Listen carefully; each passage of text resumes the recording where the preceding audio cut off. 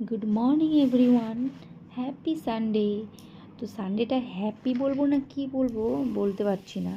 এত রোদ, এত গরম পড়েছে শিলিগুড়িতে, তো তাপ সূর্যে যে মানে পারা যাচ্ছিল না। তারপরে কিন্তু আমাদের তো রবিবার দিন একটু তো প্রতিদিনকার মতন কাজকর্ম তো করতেই হবে। তো সকালে উঠে পুরো প্রতিদিনের মতন ঠাকুরের নাম করে পুজো দিয়ে তো আমি চলে গেলাম ছেলেকে নিয়ে টিউশনে। সেখানে টিউশনে দিয়ে আমি সমস্ত প্রত্যেকটা সানডে এইভাবে বাজারঘাট সারা আমার উইকেরই বাজার করে রাখি।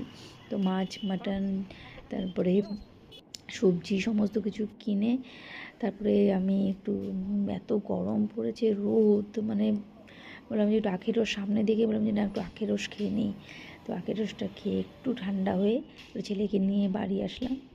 বাড়ি এসে আমি মাটন বানাচ্ছি, তখন আমার এক বান্ধবী ফোন করে বলে কিরে ঘুরতে যাবি? তো সানডেটায় পাহাড়ে ঘুরতে যাবি, তাও সানডেটার মধ্যে হ্যাপি তো বানাতে হবে। তার বললাম হ্যাঁ চল চল। তারপরে আমি আর বান্ধবীকে নিয়ে ঘুরতে চলে গেলাম। ছেলেকে বললাম যাবি? তো রোদের মধ্যে যেতে চাইলো না, আমিও জোরও করলাম না। তো তোমরা দেখো মানে বর্ষার দিনে মানে ওয়াটারফলগুলো মনে হয় কি নিজের রূপ মানে নিজের রূপটা খোলে।